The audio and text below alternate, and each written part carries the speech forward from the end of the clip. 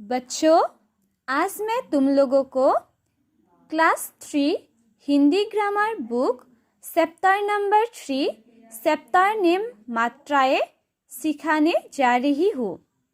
तो बच्चों, आज इस लेसन के ज़रिए हम लोग क्या सीखेंगे?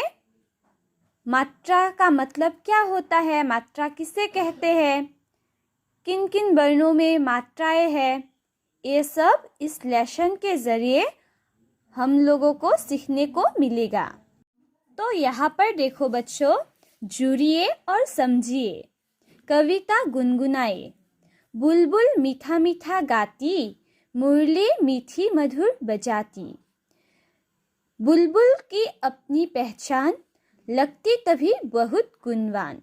अब नीचे दिए गए चित्रों को देखिए और उनके नीचे लिखे शब्दों में से स्वरों के चिन्ह अलग करके लिखिए। बच्चों, यहाँ पर तुम लोगों को कुछ चित्र दिए हैं, है ना? और साथ ही उन चित्रों से जुड़े शब्द भी दिए गए हैं। इस चित्र को क्या कहते हैं? तरबूज। इस चित्र को क्या कहते हैं? यह किसका चित्र है? टोपी। और ये मीनार का चित्र है ना? तो यहाँ पर तरबूज, टोपी और मीनार शब्द लिखे गए हैं। इन तीनों शब्द में से तुम लोगों को स्वरों के चिन्ह को अलग करने के लिए कहा गया है। तो तरबूज शब्द में क्या है?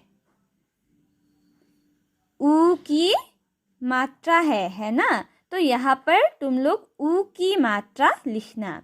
ठीक उसी तरह टोपी में ओ की मात्रा है और बड़ी ई की मात्रा है ना?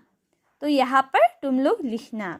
यहाँ पर मीनार शब्द में बड़ी ई और आ की मात्रा है, तो यहाँ पर लिखना, हाँ, अलग करना।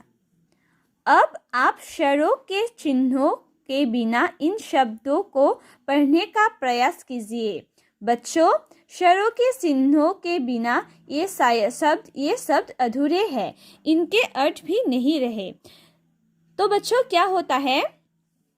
इन सारे शब्द को जब हम स्वरों की मात्रा के बिना अर्थात स्वरों के चिन्हों के बिना उच्चारण करते हैं ना, तो अधूरे होते हैं और उन सारे शब्दों के अर्थ, कोई भी अर्थ प्रकट नहीं होता है।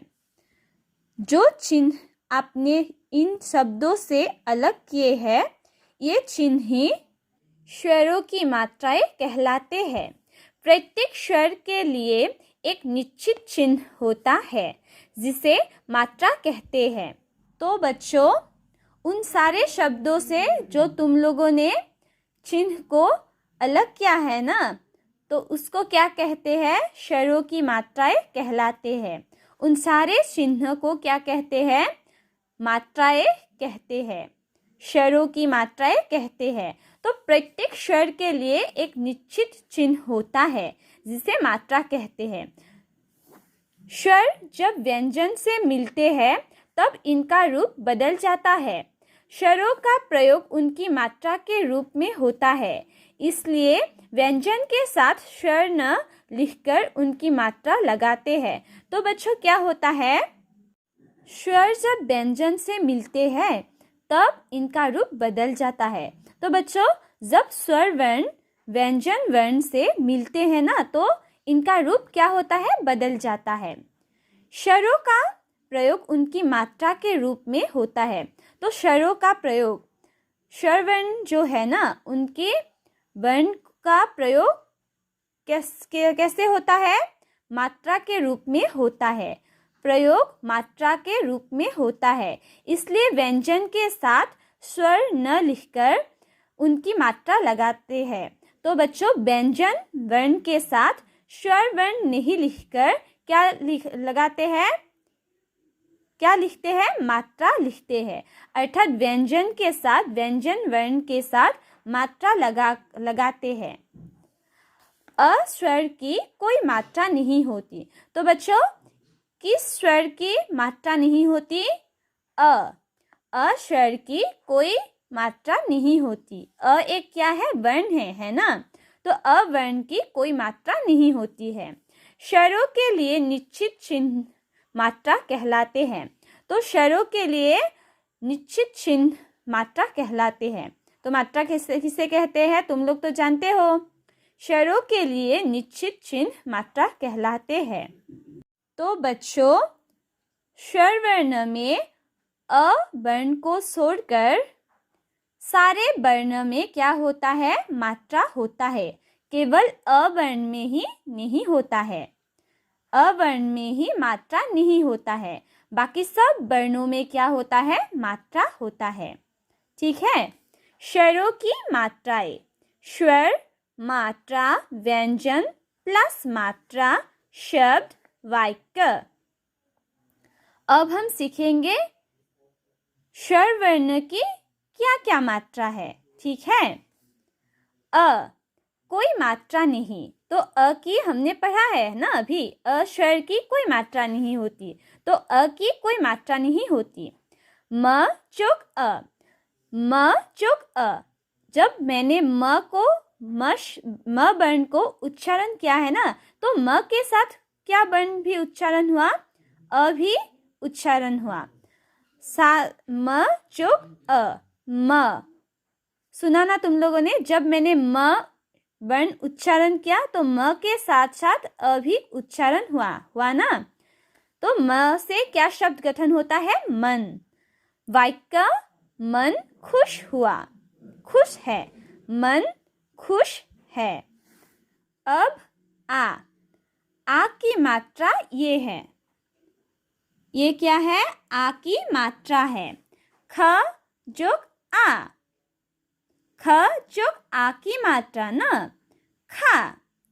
ख में आ की मात्रा लगा दिया जाए तो क्या होता है? खा होता है। और खा से क्या शब्द गठन होता है? खाना। राघव खाना खा। ई, ये क्या है? छोटी ई है ना? ये है छोटी ई की मात्रा, ई की मात्रा। ग जोग ई, ग में छोटी ई की मात्रा है। क्या हुआ है? गी हुआ है। गिलास, क्या शब्द बना है? गिलास। वाक्य क्या है यहाँ पर? गिलास फरा है। बड़ी ई, बड़ी ई की मात्रा क्या है? ये बड़ी ई की मात्रा है। छह जो बड़ी ई की मात्रा, तो क्या होता है? छी होता है। जब छह में बड़ी ई की मात्रा लगाते हैं ना, तो क्या होता है? छी होता है। और शब्द क्या है? छी से शब्द क्या शब्द गठन होता है? चीनी। चाय में चीनी अधिक है। अब छोटा ऊ, छोटा ऊ की मात्रा क्या है? ये है क जोग ऊ, कु। कुछ खा लेता हूँ। बड़ा ऊ, ये बड़ा ऊ की मात्रा है। ब जोग ऊ, बू। बूढ़ा, बूढ़े आदमी की मदद करो। अब री की ये मात्रा है। व जो री, व्री, वृक्ष। वृक्ष मत काटो। ए, ये क्या है? ए की मात्रा है। र जो ए, रे, रेलगाड़ी।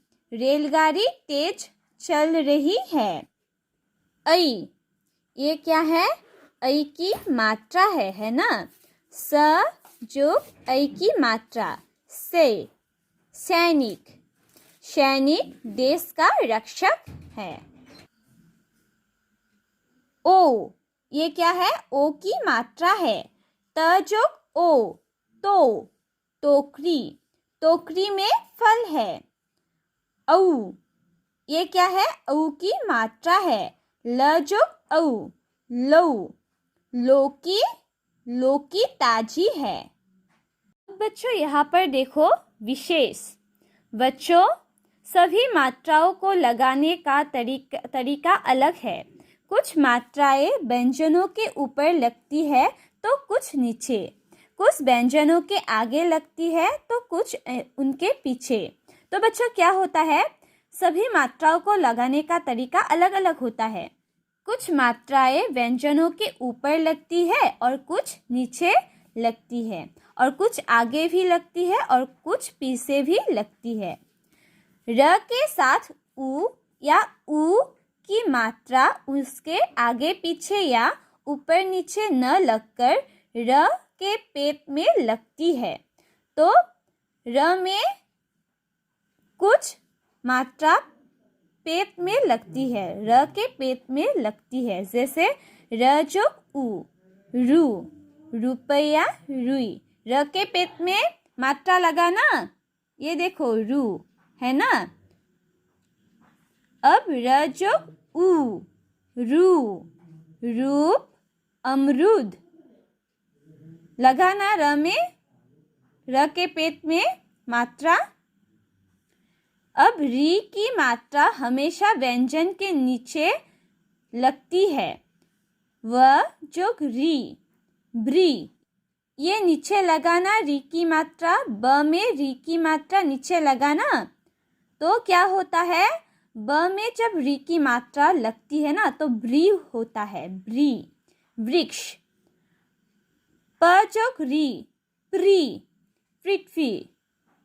तो बच्चों तुम लोग इस लेसन को घर में अच्छी तरह से पढ़ना और समझने की कोशिश करना।